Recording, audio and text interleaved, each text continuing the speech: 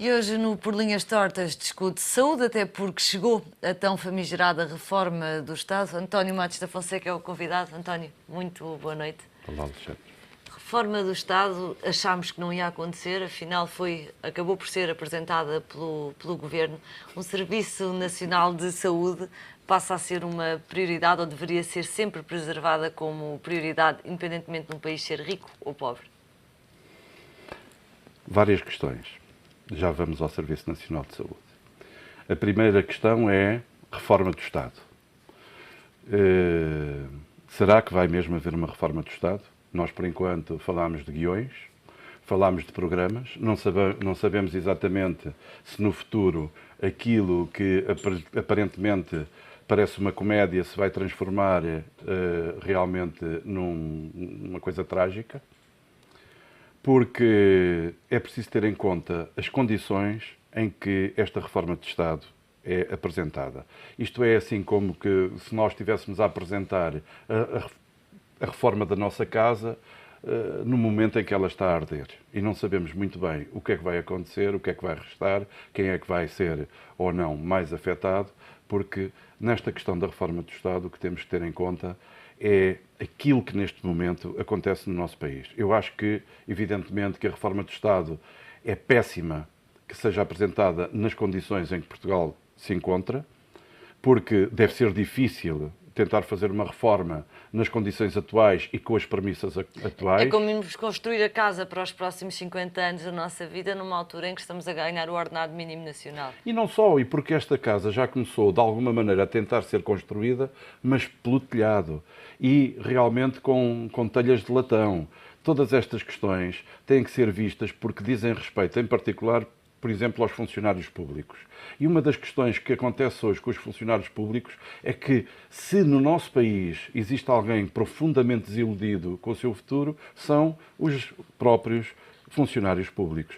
Nós assistimos agora com esta tentativa de introdução de novos impostos ou de novos cortes nos ordenados dos funcionários públicos, uma vez mais, a uma atitude do Governo que de uma forma horizontal tenta tirar a todos os funcionários públicos parte do seu ordenado, não tendo em conta, por exemplo, aquilo que são os funcionários públicos que podem ter e que podem ser mais importantes para o próprio Estado daqueles que realmente não são tão importantes. Isto é, o funcionário público cada vez anda mais desmoralizado. A própria figura do funcionário público cada vez acaba por ser mais descaracterizada. E demonizada pelo público, porque aquilo que tem acontecido é quase o público versus o privado, o funcionário público a ser sempre castigado na esfera pública pelo funcionário do privado que acha que já fez todos os sacrifícios e que os funcionários públicos são os protegidos da sociedade. Evidentemente, mas sabe que um dos grandes problemas dos funcionários públicos é que eles, no fundo, têm que ser os servidores daqueles próprios que são os seus agressores. E isso muitas vezes, por exemplo, acontece com os funcionários de finanças, essa situação ridícula em que o funcionário de finanças anda como um cão agarrado à perna do contribuinte, quando nós sabemos que esse próprio funcionário público acaba por ser demonizado pelo público, mas acaba por ser maltratado pelo seu próprio dono, que neste caso é o Estado representado pelo Governo. O que acontece... Ou seja, é maltratado a pancada dos dois lados. Evidentemente, foi exatamente o que eu disse. E então, muitas vezes não compreendemos porque é que esses próprios funcionários não começam a tomar outra atitude. E eu quero lhe dizer que, na reforma do Estado, uma das questões importantes a ter em conta é a atitude do funcionário público perante o cidadão. Porque muitas vezes, se o cidadão acha que o funcionário público é um indivíduo privilegiado, ele mesmo que não seja, muitas vezes até parece que é, porque pela sua atitude, muitas vezes de superioridade em relação ao cidadão, por aquilo que ele é capaz de exercer, pelo facto de exercer determinadas funções, parece que o funcionário público realmente é um indivíduo bastante privilegiado, quando na verdade não é. Eu já fui funcionário público durante 25 anos, por isso funcionários públicos são aqueles que trabalham para o Estado, não são só aqueles que trabalham em determinadas repartições que podem exercer coação sobre os outros cidadãos. E depois há o problema também dos corporativismos e às vezes as representações dos grupos de funcionários públicos acabam por dar uma imagem pior do funcionário público. Estou a pensar às vezes nos sindicatos dos professores, por exemplo, que de alguma forma acabaram por demonizar toda uma classe que nem sempre se reviu na sua representação. Relativamente à saúde e relativamente ao Serviço Nacional de Saúde que nós podemos prestar? Ele pode ser redimensionado sem perder qualidade? Ou já estamos naquele ponto em que tirar ao Serviço Nacional de Saúde é alterar a sua gênese, o seu espírito? Não, o Serviço Nacional de Saúde pode ser remodelado.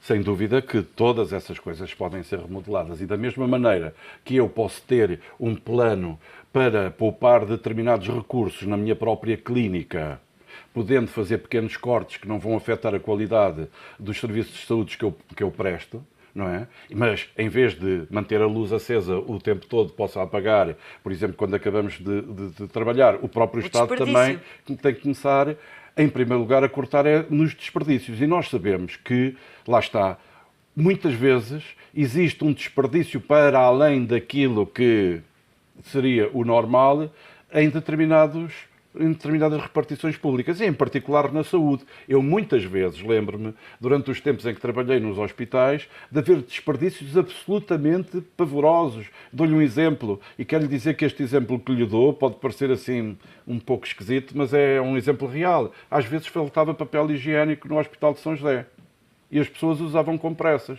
para substituir. Imagine o prejuízo que isso dava ao Estado, o custo que tudo isso tinha. E as pessoas achavam que aquilo não era normal. Porquê? Porque uma outra questão que se levanta é que dentro daquilo que é a reforma do Estado tem que haver reformas também das ideias do próprio cidadão. Não só aquele que funciona para o Estado, mas aquele que é o cidadão do Estado. Aquele que é o português que acaba por ter o seu Estado. Aquilo que nós parecemos existir hoje é que há um divórcio entre o Estado e o cidadão. Parece que o Estado, representado pelo Governo, seja qual Governo for, uma das coisas que me preocupa com esta reforma do Estado é que as reformas do Estado não podem ser feitas pelos partidos isoladamente uns dos outros. Felizmente que agora está a começar a aparecer no nosso país uma nova casta, que são os independentes. Pode ser que no futuro nós, com independentes, consigamos provar. Cuidado com os independentes, porque independentes era o trunfo do atual Governo. Não, mas atenção, mas é que... Mas o trunfo nada. Os independentes no atual governo foram imediatamente o maior logro, porque não se podem introduzir independentes. Você não pode meter no meio da equipa do Benfica um indivíduo do Porto ou do Sporting, só se for tonto. Só se for um médico, porque esse é o único que tem consciência plena de que, independentemente da sua cor... Essa foi muito boa. Claro, esse pode jogar em qualquer lado. Mas aquilo que eu lhe quero dizer é o seguinte: quando você mete independentes a trabalhar com um partido, evidentemente que aqueles que são os do partido rapidamente vão tentar absorvê-lo, vão fazer desaparecer. Foi isso que aconteceu com este governo. Como é que era possível você ter independentes em cargos tão importantes como a economia, como as finanças? Não pode ter. Tem que ter gente do aparelho do partido. Seja alinhada. Porque então, para que é que eles vão para as jotas? Para que é que eles crescem nos partidos? Para que é que eles passam noites nos partidos? É para um dia terem algum cargo no partido. Não é para serem ultrapassados pela direita ou pela esquerda por indivíduos que são reconhecidos por serem, eventualmente, bons técnicos. Essa questão dos técnicos está completamente ultrapassada. O que é que precisa de mudar, tal como nós pensamos na nossa Constituição da República, que é datada dos anos 70, se pensarmos no Serviço Nacional de Saúde, ele também já não é propriamente novo, isso carecerá de alguma adaptação. Nós podemos continuar com o mesmo nível de serviço? O Serviço Nacional de Saúde é para todos ou só para quem precisa? O Serviço Nacional de Saúde tem que ser para todos, tem que ser universal.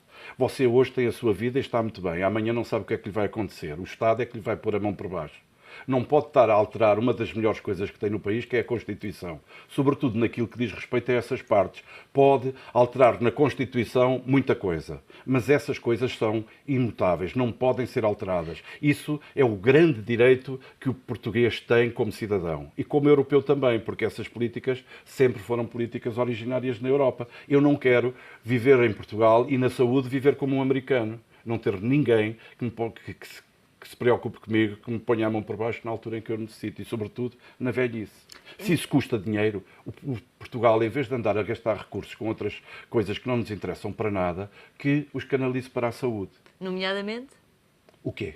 Em que sítios ou em que funções? Não, você queria que eu dissesse que era no... Não sei, eu quero que me diga o que pensa. Não quero que me existem, diga. É preciso, temos é que cortar num sítio para gastar no outro. Mas ouça, o Estado gasta muito mal dinheiro. O Estado gastou muito mal os dinheiros que investiu nos estádios de futebol do Euro e conseguiu pagá-los. O Estado pagou 81 vezes os estádios do futebol com a questão do BPN. O Estado tem muito dinheiro, não é preciso ir buscar ou às Forças Armadas ou aqui ou ali. É preciso é que o dinheiro que existe seja bem empregue. E lá está, é preciso que haja gente competente e por isso os funcionários públicos têm que ser bem pagos, porque temos que ter funcionários públicos de grande competência para saber gerir estas questões, que é dizer onde é que podemos cortar, onde é que não podemos cortar, sem ferir de alguma maneira aquilo que é a qualidade de vida do cidadão. Isso é que é o mais importante. Para mim, o que eu quero é que o meu país me dê qualidade de vida, que eu possa realmente sentir-me bem num país onde tenho uma qualidade de vida que não é exatamente a mesma que teria num país que me poderia pagar mais, mas que se calhar, se eu precisar dele, não me vai dar nada. Que é o que acontece, por exemplo, nos Estados Unidos. Eu nunca, por modo próprio, viveria nos Estados Unidos. Mas provavelmente nos Estados Unidos os funcionários públicos ganham bem. Mas ganham bem, mas todos têm, por isso é que eles têm essa noção de cada qual por si e ninguém olha por ninguém. Nos Estados Unidos, aquela ideia do sonho americano só tem a ver com a família, não tem a ver com o vizinho. Se o vizinho cair para o lado, ele vai para o hospital e arranja maneira de ir. Enquanto que nós, no nosso espírito latino, e por isso é que até as próprias origens dos países com povos diferentes muitas vezes têm comportamentos diferentes, nós vivemos num país onde, se o meu vizinho cair para o lado, eu vou-lhe dar a mão, vou ajudá-lo. E esse é que é o espírito que eu quero que haja no meu país. Não o espírito de dizer assim, eu não vou ajudar o meu vizinho porque posso ter que levar para o hospital e vou ter que gastar gasolina para levar para o hospital e vou ter gasto e vai ter uma chatice e o meu vizinho se calhar nem me vai agradecer. Isso é um espírito que eu não gostaria de ver no meu país. António Matos da Fonseca, para a semana continuamos a conversar. Ok, Até lá. até à próxima. António Matos da Fonseca, no Por Linhas Tortas, já um olhar sobre esta reforma do Estado e do Serviço Nacional de Saúde. Para a semana há mais. Até lá.